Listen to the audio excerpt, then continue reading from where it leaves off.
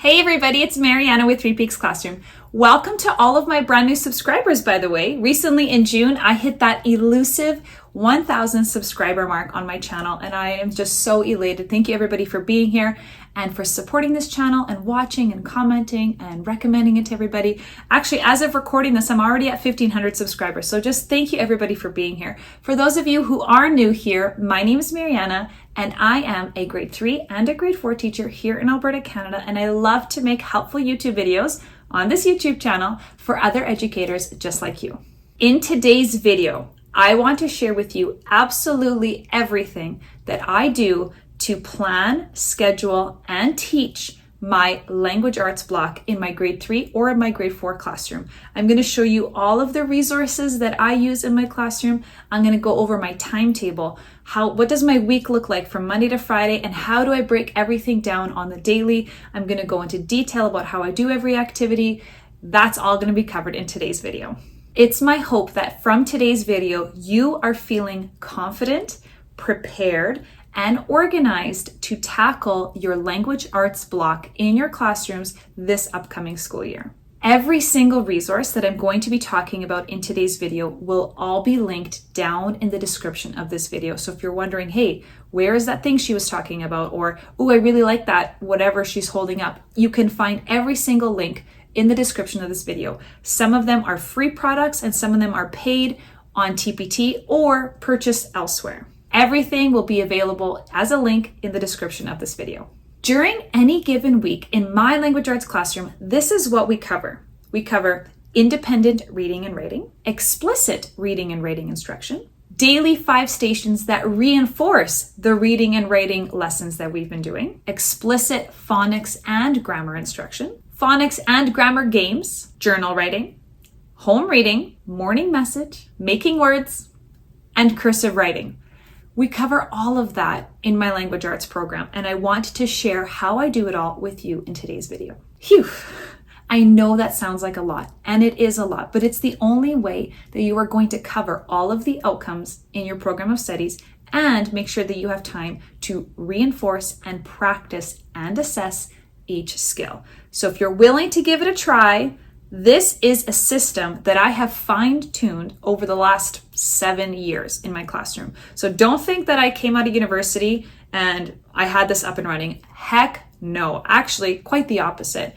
I was so lost my very first year teaching grade 3. I felt like I was in a cloud and that everybody around me was buzzing around like busy little ants knowing exactly what to do. And here I was thinking, did my students even practice any writing today? Oh my gosh. I can assign independent reading. I should be assigning independent reading. I haven't done that at all yet this year. Guided reading? Forget about guided reading. I didn't even do any guided reading in my very first year of grade 3. I'm ashamed to admit it, but it's also the reality. That's how I felt. And I don't want anybody to feel like that.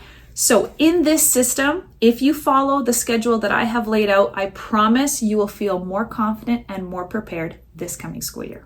So first things first, I'm going to go over my language arts schedule that you can download for free from my website. All you have to do is go to www.threepeaksclassroom.com/ELA schedule.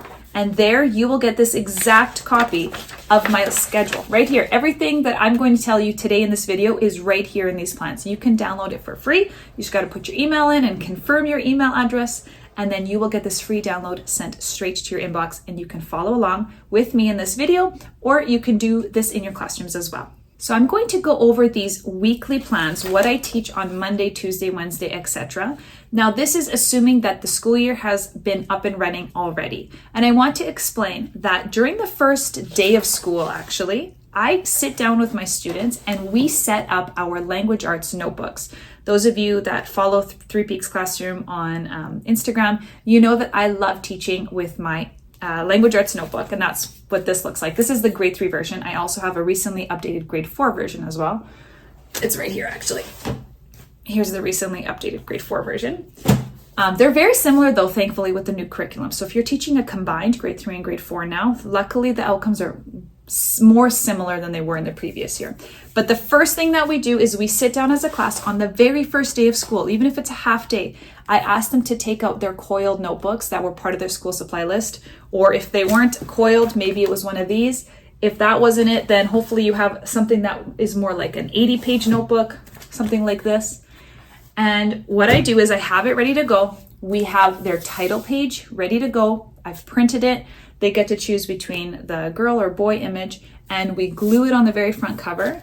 And then I will take in all of these notebooks and I will tab these myself just because I don't trust the kids to do it. But I will tab the first section. That is the reading strategy section. That's the reading strategy section. I will tab the next one, just a chunk of the way down. I don't count the pages, I just do a chunk. And that is your writing strategy section. And then the last chunk, the least big notebook, is the grammar and conventions. And that is at the end here. So every student has a language arts notebook. I like to have it coiled, but it's not necessary. But I do recommend that you have it all in one place, because if you have individual notebooks like this, even if they're different colors, you can realize how frustrating it would be and confusing for students to look for a reading strategies notebook, writing strategies notebook, grammar notebook, and then they have journal, and then they have word wall, and all these things. So I like to try and keep it all in one place. This is their language arts notebook. On the very first day, we just get it set up. But on the next day, the second day of school, we hit the ground running. And we talk about our very first lesson. Now, if you're teaching grade 3, the very first lesson is realizing that I am a reader.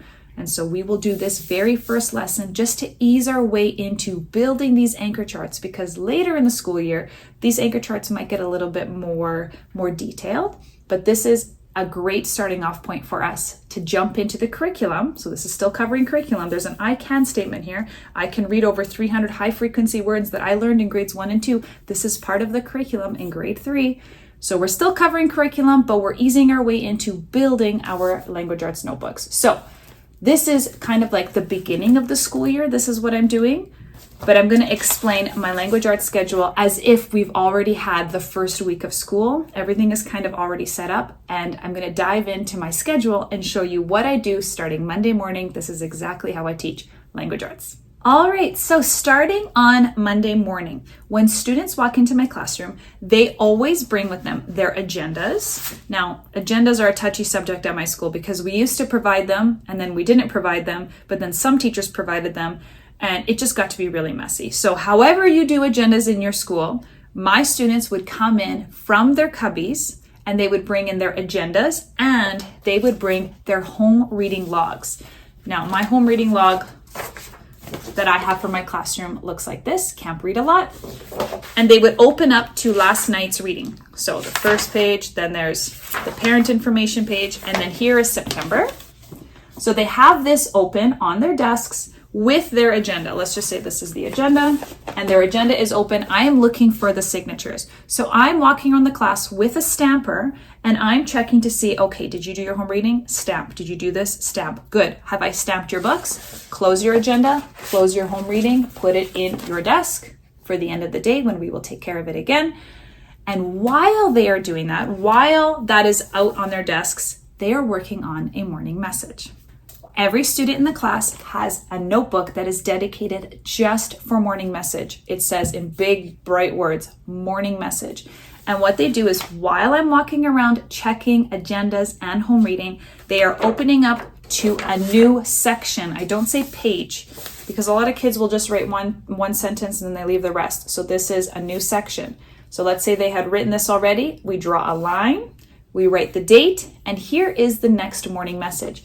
Now, morning message, the way that it works in my class is I always write 1, maybe 2 sentences at the very beginning of the year with a few errors. Now, these errors are ones that students should already be able to correct on their own. So capitalization errors like start of the sentence, punctuation errors, and maybe I'll throw in a couple of spelling mistakes, but not too many, because at the beginning of the year, we haven't gone over a lot of word wall words yet.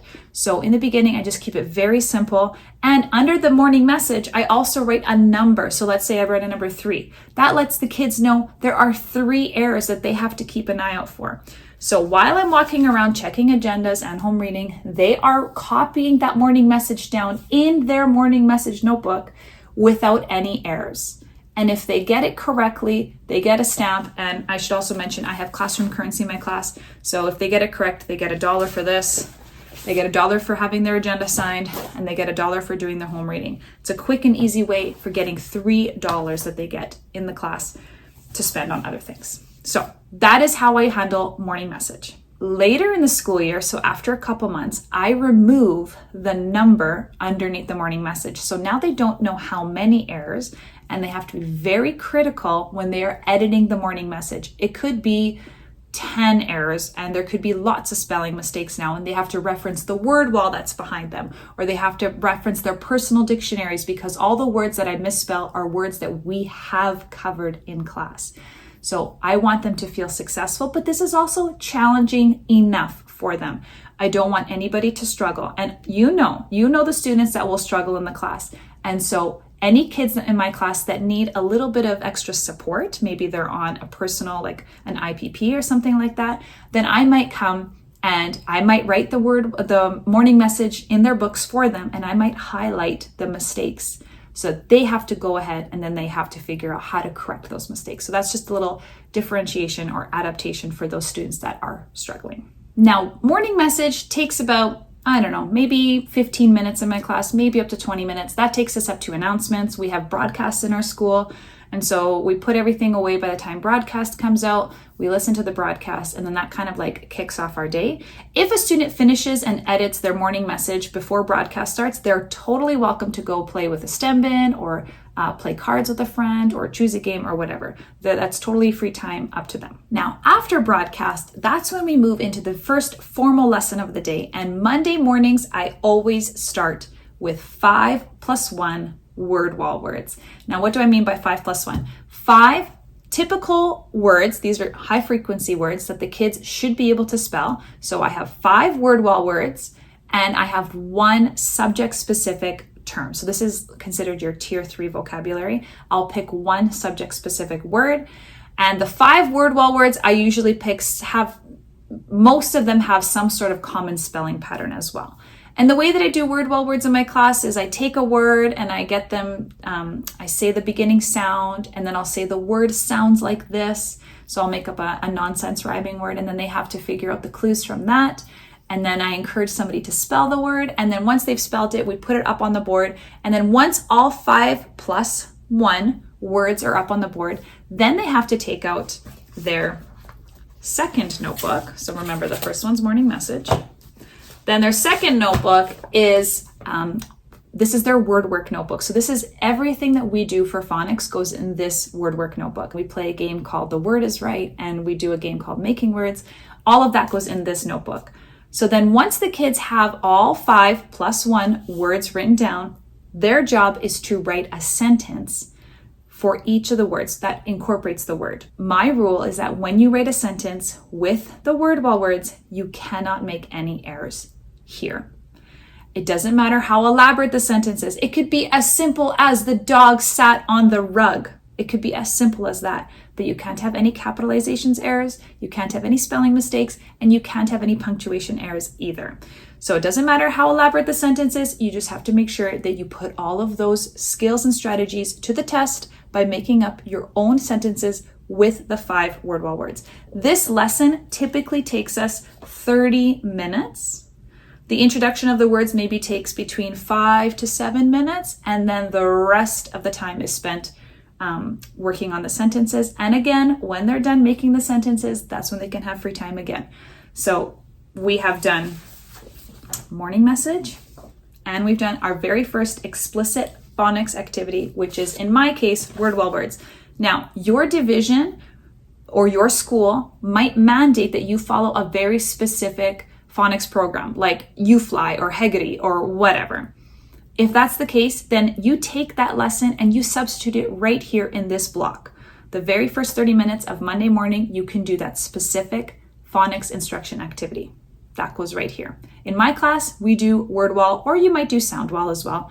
Either way, this is where you do your explicit phonics instruction. And then we do a stretch break. Stretch breaks, movement breaks, brain breaks, those are super important in my world. I'm a very active person. I like to be very active. And so I have these activity cards in my class, and I'll get the kids to pull one out and we do some sort of like body movement activity. And then I invite the students to all come and join me on the carpet. So not only are we moving our bodies, but we're also moving the environment in which we are learning in. And now we're getting up, moving, and we're coming to the carpet for a different learning environment. So on the carpet then, I am going to highlight a mentor text. So this is probably a picture book that I'm going to read to the students, and I'm going to explain the reading strategy that we are going to be learning about, and I'm going to show them how I use this, how I model this reading strategy by reading this book. So for example, I might say something like, boys and girls, in today's lesson, I am going to show you how expert readers make connections to the story while they are reading it. And when I say making connections, it might mean that when you're reading, it's reminding you of something that happened in your life. Or while you're reading something, it reminds you of another book that you might have read. Or it reminds you of something that you have heard about or seen happening in the world around you. And every time I make a connection when I'm reading the story, I'm going to tap my forehead. And that is showing everybody else, hey, I just made a connection. My brain is getting smarter. So I want to show you that with this book, and then we're going to move to our desks where we're going to create a poster showcasing this strategy. So after I read the story, then we have a very short discussion about connections that you might have made or I've made while I was reading the story. And then we all move to our desks and we pull out our language arts notebooks. So kids pull out their notebooks. Now remember, this is early in the year, so we haven't done much. And I'll say, please open to the reading notebook section. So that's the first tab. And open up to the next open available page. So we're opening up 1, 2, 3. We've done a few lessons here. 4, 5. Here we go. So we're on the 5th lesson because I'm following my year plan. And this is the page that we are going to work on together. First of all, I'm going to make sure everybody's in the right section because that happens a lot, especially in the beginning. So everybody's in the right section. And then I hand out the title. And I say, boys and girls, this is the title of your anchor chart. This is the title of your poster. We are going to learn how expert readers make connections while they read. And I don't read this part, but I explain to the students, this is so that the government knows that I'm teaching you, like what I'm supposed to be teaching you, but also parents like to see how it's related to the curriculum. So here's the I can statement. And then once they've colored that, so they've cut it out, by the way, and they've glued it. And then I hand out this piece and I say, okay, we're going to glue it on this side of our paper. And we're going to talk about how we can make a text to self connection, text to text connection, or a text to the world connection. And so here the kids are making their own individual poster, and I can choose to make my own classroom version of a poster to hang in the classroom. I don't always make a poster because it takes a long time for me to make one as a teacher. You could maybe already have them made, like pre-made. But if it's something that we're going to be focusing on, like this is a really big skill that we learn in grade 3 and grade 4, then I will likely make a poster and we hang it up in our class. But there they have their lesson on making connections, and it's just the next available page. Now I chose to skip this page because of photography reasons, but you can easily have your kids do it on the backside as well. Just be careful for bleeding markers. That's all. So we've taught our explicit lesson, reading strategy lesson on making connections. Now, after another movement break, because goodness knows those little bodies need to move, then we're going to pull out our independent novels, and the students are going to practice reading independently, practicing this strategy that I just explained in this anchor chart and that I just modeled for them with the picture read aloud book. It's important to note that in the beginning, when you are enforcing independent reading, the kids, I think I remember the first time I did it, the stamina was like 30 seconds. You have to practice reading stamina. And I call it building reading muscles because it's very easy to get distracted by sounds or by movements or by whatever. So practicing reading stamina is very important. So in the early days, Independent reading might look like 3 minutes, might look like but 4 minutes for a round, but then you just try to do it again. And I try to limit the independent reading to 10 minutes because by this point, we have done a lot in our morning. We have done morning message editing. We've done a specific phonics lesson. We've done a mentor text read aloud and a discussion and an explicit reading strategy instruction. And we've done independent reading. So it gets to be very busy. At this point in my day, I usually have recess, and then after recess, I do math and something else. But then after lunch, the kids come in and they take out their third and final notebook, and this is their journal. This is their free writing journal. And here, the kids are doing all of their journaling. So free writing, journal free writing, takes a lot of practice and reinforcement because I encourage the kids to write, and keep writing. Even if you don't know what you want to write about, you write down, I don't know what to write about. The point here is to get them to not stop writing. And I don't want them to get hung up on words that they don't know how to spell or punctuation or things like that. That's not the focus here. The focus is to get their ideas down on the paper. And if they come up with a word, or if they want to use a word and they don't know how to spell it, I just encourage them to draw a squiggly line, because that shows me when I read it that, hey, you attempted to write this awesome word, but you didn't know how to write it, but you didn't get hung up on it either. And I love that. So you just wrote down your ideas. Now, it's up to you whether you want them to actually write down the journal prompt, or maybe you have one that they glue into their books. That takes a little bit more prep involved. Or you just get them to read the journal prompt on the board and then you get them to respond as well. But journal writing is a must in my classroom. And we usually do this after recess to kind of get back in the swing of things. They're feeling refreshed. They just had lunch. They just had, recess outside. So that's when I do journal writing in my class. And that's just day one. So, that was busy, but effective. So let's see, day one, you did some editing practice. You did some phonics instruction, explicit phonics instruction. We did a reading strategy instruction with modeling from a mentor text. We did a read aloud with the students. We also practiced it with the students, and then they did independent reading, and we've done some journal free writing as well. So that was all just day one on Monday. So let's move on to Tuesday now. So now moving into Tuesday, we're going to flip our schedules and we're going to take a look at our Tuesday schedule. Spoiler alert, Tuesday looks very similar to Monday. There's only two differences. One, instead of doing an explicit phonics lesson, you're going to be doing an explicit grammar lesson. And instead of doing a reading strategy, you're going to be teaching about a writing strategy. So after we've done our morning message, we've checked agendas, we've checked home reading, we've done the morning message, we've done broadcast, then we move into our grammar lesson. And what grammar lesson am I teaching that day? Well, I'm going to look at my year plans. So I have grade 3, or if I'm teaching grade 4, I have my grade 4 year plans. And those of you that have my year plans, you know that I like to have my year plans laid out at a month at a glance format. So this is everything that I'm teaching in October, for example. And then this is everything that I need to teach a week at a time. So let's say we're on the second week of October, and I'm going to skip. So here's your reading strategy that you're teaching. Here's your writing strategy that you're teaching. And here's your phonics or your word wall words. And then what are you teaching in grammar? Well, in grammar, I'm going to be teaching about subject-verb agreement. And then there are the outcomes listed right there so that I know it correlates to the program of studies. So students are opening up their grammar notebooks, and I'm going to have everything ready to teach them about a subject-verb agreement anchor chart. So then here we go. Luckily on this one, there's not a lot of printing. There's a lot of writing though, I should say. So here we hand out this little title, and then I cover my grammar lesson. Now, at the beginning of the week on Tuesday, I taught the grammar lesson, but according to my plans, I am covering subject-verb agreement for 3 weeks in October. So that means I've done this lesson. I've done the explicit lesson in my grammar notebook, which means now for the remaining grammar blocks that I'm teaching, so every Tuesday, every Thursday when I have grammar, or when we're doing grammar in Daily 5, I am reinforcing those concepts. How am I doing that? It might be through games, it might be through partner work, it might be through individual worksheets. I am not opposed to a worksheet. It might be through different kinds of maybe work with the teacher. I'm reinforcing that grammar concept now for the rest of the duration that it says in my year plan, because I've already taught it explicitly on this Tuesday.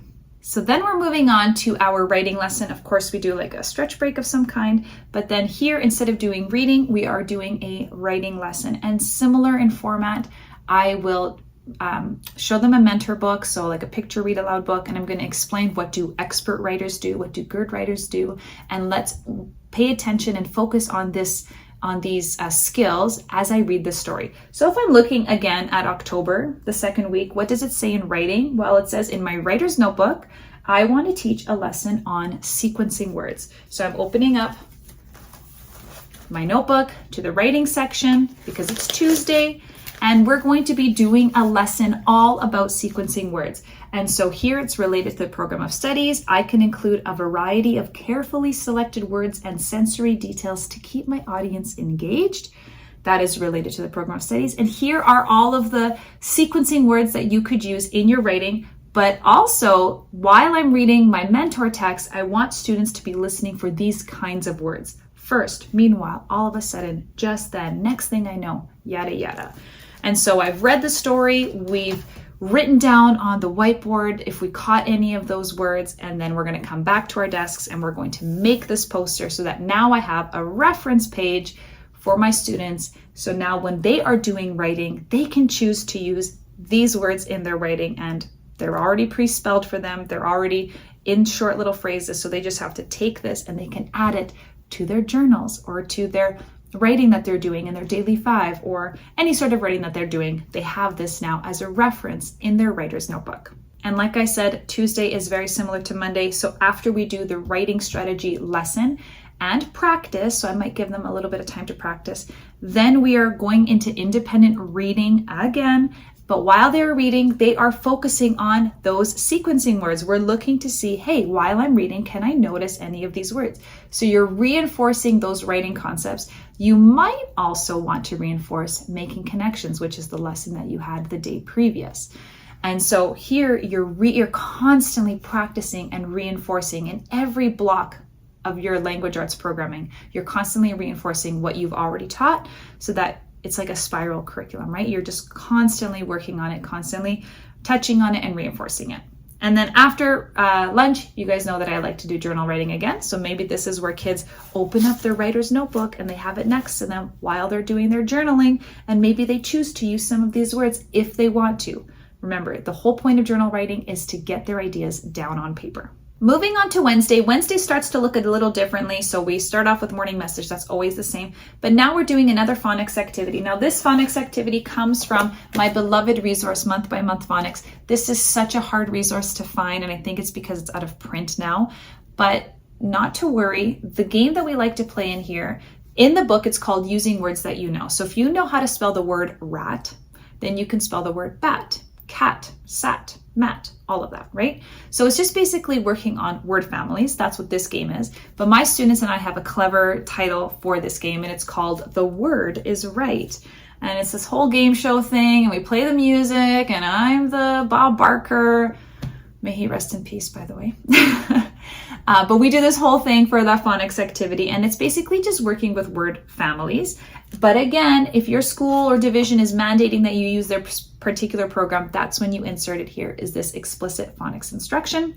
And then we move into daily 5. And here in my plans, you see that I've removed independent reading, and now I've chunked daily 5 for a full 60 minutes. And so here we have the 5 stations, and that 5 stations are reflecting the learning that we have done this week. So read to self, students are practicing making connections because that's the lesson that we learned in reading. Working on writing, students are practicing writing something with sequencing words. Maybe they're writing a step-by-step on how to build a snowman. I'm not sure. Word work. So on word work, because we taught phonics on Wednesdays, I would like to do a word work game that touches on grammar. That way it's the opposite. That way they're getting a little bit of phonics and a little bit of grammar. It's up to you. It doesn't have to be that way. So they'll practice a grammar game matching subject-verb agreement sentences. And I use a resource called Toothy. One second, I'll go get it. This is my Toothy grammar resource. I bought it from TPT. It was a whole summer of me creating it. If you are interested, I am not affiliated in any way. I just bought it for my classroom.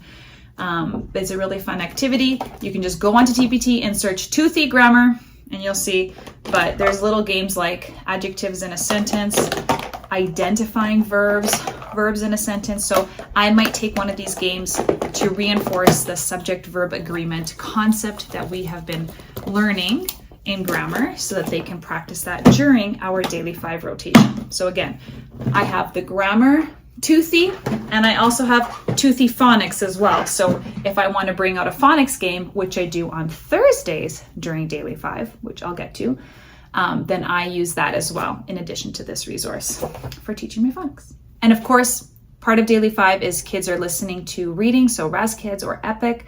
And read to someone is always just for fun. And I always encourage the kids to pick any sort of picture book or whatever they want. It's just for fun.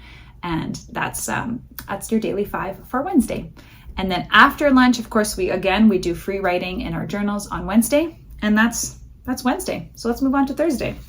Thursday, very similar to Wednesday. The only difference here is that we're doing a grammar lesson now. So again, we're just reviewing subject-verb agreement according to my year plans. But in daily 5, instead of doing a grammar game, now we're doing a phonics game. So I might pull out a phonics toothy game, or I might pull a game from this resource, or maybe I have something, a noun matching game or whatever. I'll pull some sort of a grammar game. Hopefully the grammar game matches the grammar concept that we have been learning, not nouns, yeah. And then of course, if you have time, then you would do journal writing. But on Thursdays, my school doesn't have classes in the afternoons. So we actually don't do any journal writing on Thursdays. And then Friday, very, very similar. We don't do morning message on Fridays. We do Fancy Friday, which is cursive writing, but then we do phonics, because Monday, Wednesday, Fridays, we do phonics. And my phonics activity from this book is making words. And you can find tons of making words activities online, but I grabbed them from this book. So we do making words on Fridays. And then again, we move into daily 5, where we practice all of those strategies again and again and again. This is when you might choose to meet with some students if you're noticing that they are struggling in some of those reading and writing or grammar concepts or phonics. You might choose to meet with a handful of kids during daily 5 so that you can help them along before you move on to other concepts next week. And then journal free writing again on Friday after lunch, but this time you collect all of the journals and I like to read them and I respond to 1 or 2 entries, and I always put stickers in their journals. That's something that they look forward to, and it's such an easy win for me. Whew. So yes, that is a lot, but everything is laid out in my ELA schedule right here. It's all written, it tells you how long I take to do things. It tells you notes on how to do the activities. Some weeks, depending on what you're introducing, you might be making 2, 3, maybe 4 anchor charts. And some weeks you might not be making any anchor charts in your language arts notebooks. It just depends on what the week is.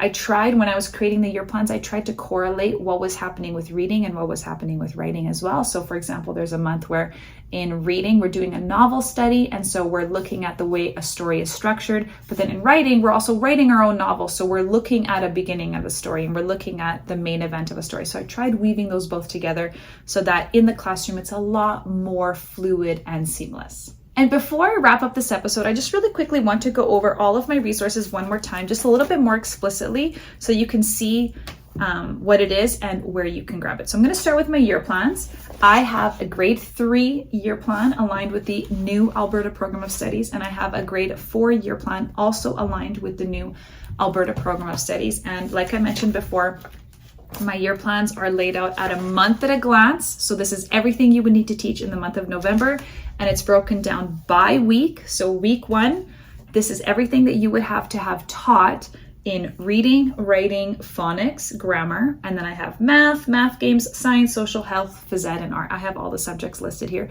and these are editable too. So if you don't like the way that I've arranged it, which is totally fine, I'm not offended at all, you can edit them yourself. There is a link in the resources so you can edit them as well. These year plans, if you're looking to purchase them, are available in my TPT shop, 3 Peaks Classroom. So those are my year plans.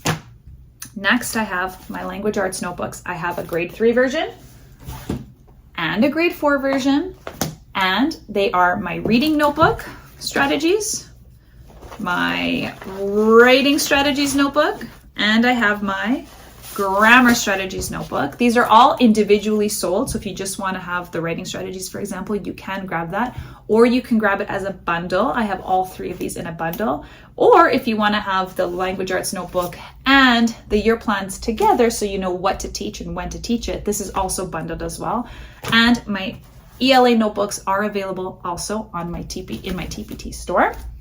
Next, I have my month by month phonics by Patricia Cunningham. I have the grade 3 version. Again, I think this is out of print, but there's a lot of used copies that get thrown around, especially on Facebook Marketplace. Some people are saying like, I don't want this anymore. I highly recommend, if you can grab yourself a copy. This is something that I rely on a lot in my classroom. So I highly recommend that you grab that. So again, month by month phonics. I have my free ELA schedule. You can grab this on my website at threepeaksclassroom.com/ELA schedule. This is a free download. You can grab it. While you're there, I also have guided reading strategies, guided writing strategies. I have word wall words there that you can download as well. If you're not sure where to find all that, you can always send me an email. threepeaksclassroom@gmail.com. That's my email address. The last thing that I kind of barely touched on was my home reading program. This is something that I use in my classroom. This is a camping version, and so students, they need to fill out the reading log, and then they need to master their skill, kind of like a scout. And then once they're able to master their skill, they earn a badge. And so for the month of September, the skill is being able to make a connection. And if they've earned their badge, then they get to glue the badge on their Scouts pennant as well. So just a fun little incentive for them to do their home reading, which I know doesn't always happen when they're at home, but each month there's a different focus and a different badge and a different challenge. So they always have to come up to me, the teacher, and I have to challenge them, because that's what you have to do when you're on Scouts, right? So that is my ELA program and resources all in a nutshell. Now, I know I glossed over everything. I know I didn't talk about how I run my daily 5, although I do have a video about that, and I talk about guided reading. I didn't talk about guided reading. I do have a video about that as well. But my plan is also to come out with something more in depth, whether that is a webinar of some kind or another YouTube video or something. I want to go a lot more in depth and in detail, giving you examples of these lessons and things like that. But I hope for now this video was helpful, at least for you to get started and set up your classrooms for this brand new school year. All the best of luck to you. I am always here if you need me, by the way. You can always leave a comment on this video. I will reply to you. Or if you are massively stressed out, I don't want you to feel alone like I felt in my very first year of teaching. You are always welcome to email me. I will always reply to you. I will answer any of your questions as best as I can. And again, my email, I'm going to get it right this time, is threepeaksclassroom@gmail.com, and that's the number 3. I'll put the thing right here. There we go. I hope you guys are having a great day. I will see you in the next video. Bye.